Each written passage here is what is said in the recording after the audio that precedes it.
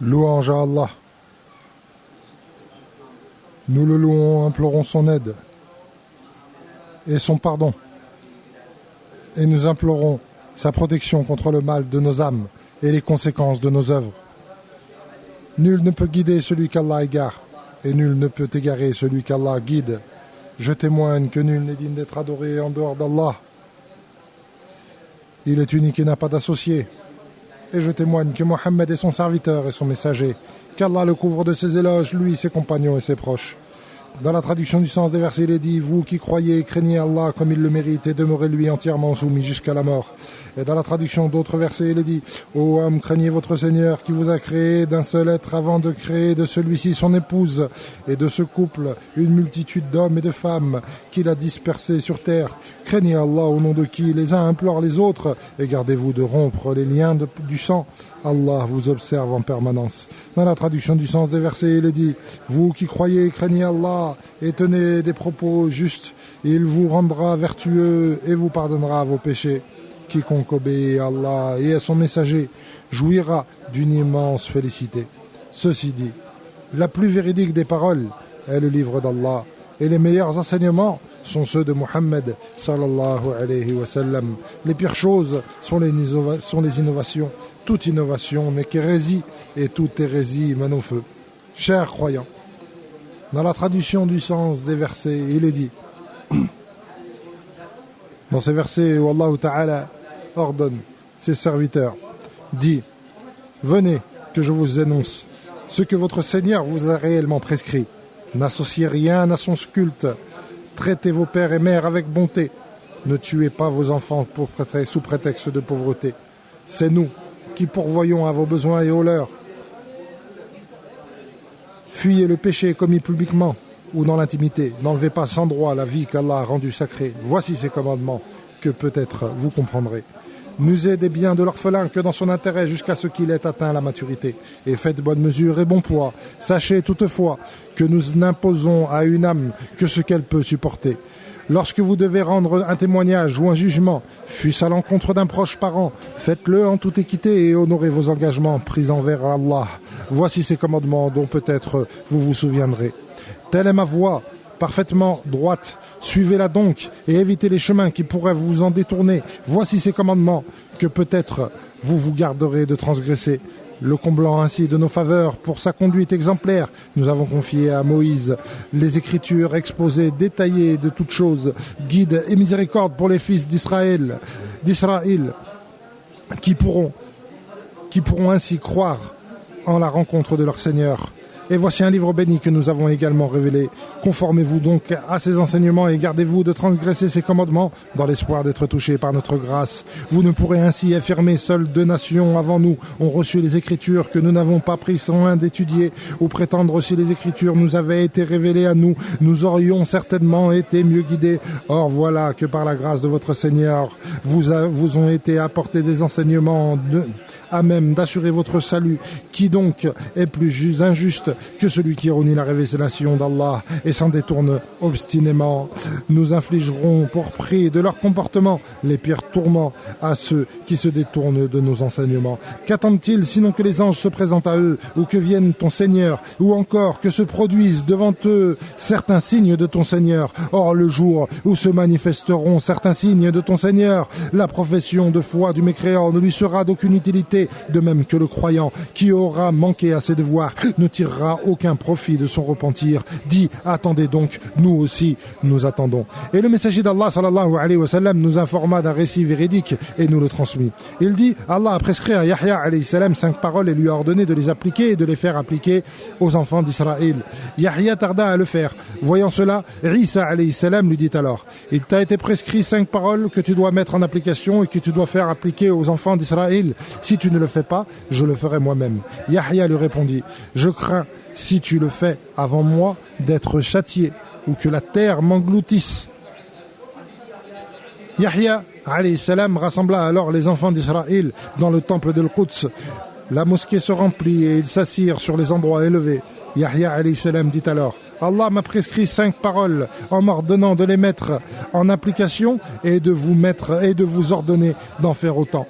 La première, est que vous devez adorer Allah sans lui attribuer d'associé. Celui qui attribue un associé à Allah est comparable à un homme qui achète un esclave avec ses propres biens, que ce soit de l'or ou de l'argent, et lui dit, voici ma maison, et voilà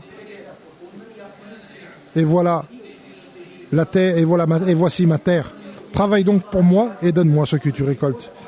Mais cet esclave se mit à travailler et à donner ce qu'il récolte à un autre que son maître. Lequel d'entre vous accepterait que son esclave agisse ainsi? Le deuxième est qu'il vous a ordonné d'accomplir la prière. Sachez qu'Allah tourne son visage vers son serviteur qui prie tant que celui-ci ne tourne pas son visage. La troisième est qu'il vous a ordonné de faire le jeûne, et celui qui jeûne est comparable à un homme qui a une bourse pleine de musc au milieu d'un groupe de personnes qui trouvent ce parfum merveilleux. Or, l'odeur de la laine du jeûneur est meilleure auprès d'Allah que le parfum du musc. La quatrième est qu'il vous a ordonné de faire l'aumône. Celui qui fait une aumône est à l'image d'un homme emprisonné par ses ennemis qui lui ont attaché les mains derrière le cou et s'apprêtent à l'exécuter. Il leur proposa alors de le relâcher en échange d'une rançon, ce qu'ils acceptèrent de faire. La cinquième est qu'il vous a ordonné de l'évoquer sans cesse. Celui qui évoque Allah est à l'image d'un homme qui est poursuivi par ses ennemis et qui se réfugie dans une forteresse. En effet, l'homme n'est à l'abri de Satan que lorsqu'il est en train d'évoquer Allah Azza wa Jal. Le messager d'Allah sallallahu alayhi wa sallam dit ensuite: moi aussi, je vous ordonne 5 choses qu'Allah m'a prescrites. Écoutez et obéir à ceux qui vous gouvernent. Luttez sur la voie d'Allah. Émigrer et rester unis au reste des croyants. Car celui qui s'éloigne du groupe des croyants d'un empan se défait des liens de l'islam à moins qu'il ne revienne. Et celui qui appellera au tribalisme de l'époque de l'ignorance servira de pierre pour l'enfer. On lui demanda: ô messager d'Allah sallallahu alayhi wa sallam, même s'il prie et jeûne? Il leur répondit: même s'il prie et jeûne et prétend être musulman, appelez-vous par le nom qu'Allah Ta'ala vous a donné, c'est-à-dire musulman et croyant. Voilà donc la meilleure parole, et voici les meilleurs enseignements. Dans la traduction du sens des versets, il est dit: voilà ceux dont Allah a guidé les pas et dont tu dois suivre la voie. Dis-leur: je ne vous réclame en échange aucun salaire, ce n'est là qu'un rappel adressé à l'univers. Craignez donc Allah selon vos capacités et appliquez ce qui vous a été révélé de la part de votre Seigneur. C'est ainsi que vous réussirez et atteindrez le succès. Implorez le pardon d'Allah et repentez-vous auprès de lui. Il pardonne certes à ceux qui reviennent à lui. Louange à Allah, Seigneur de l'univers. Qu'Allah le couvre de ses éloges. Qu'Allah couvre de ses éloges notre prophète et notre chef, ainsi que ses proches et ses compagnons, et ceux qui les ont suivis, en accomplissant le bien jusqu'au jour du jugement. Ceci dit, dans la traduction du sens des versets, il est dit: ô homme, craignez votre Seigneur et redoutez un jour où le père ne sera d'aucune utilité à son enfant, qui ne pourra rien non plus pour son géniteur. La promesse d'Allah s'accomplira inéluctablement.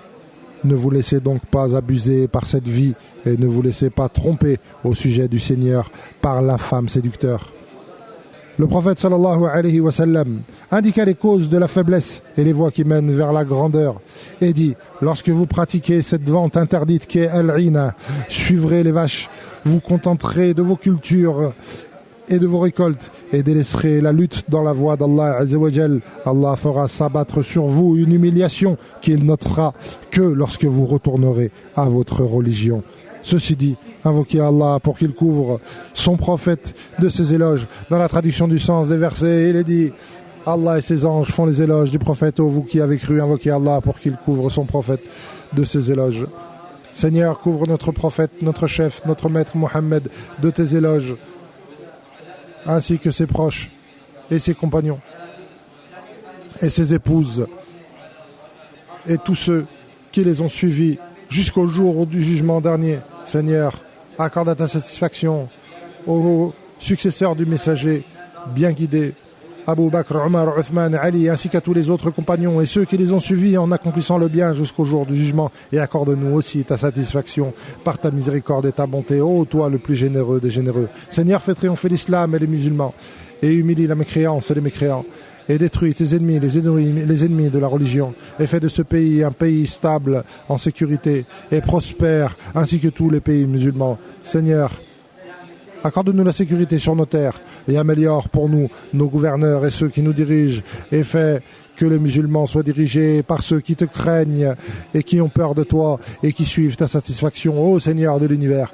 Seigneur, pardonne nos péchés et nos exagérations, raffermis nos pierres et accorde-nous la victoire contre le mécréant. Seigneur, pardonne-nous les péchés que nous avons faits au grand jour ou que nous avons faits dans nos intimités. Pardonne-nous les péchés que tu connais mieux que nous. Tu es le Tout-Puissant et capable de toutes choses. Nul n'est digne d'être adoré en dehors de toi. Certes, nous faisons partie des injustes. Pardonne-nous nos péchés. Pardonne-nous nos péchés faits en secret et nos péchés faits au grand jour. Et ceux que tu connais mieux que nous. Ô toi le plus miséricordieux des miséricordieux. Seigneur, accorde-nous dans ce bas monde le bien et dans l'au-delà le bien. Et préserve-nous du châtiment de l'enfer. Serviteur d'Allah, Allah vous ordonne la justice et de faire le bien. Et il interdit la perversion et les injustices. Évoquez Allah, il vous évoquera. Remerciez-le pour ses bienfaits et il les augmentera pour vous. Et sachez que le fait d'évoquer Allah est la plus grande chose. Et Allah sait ce que vous faites.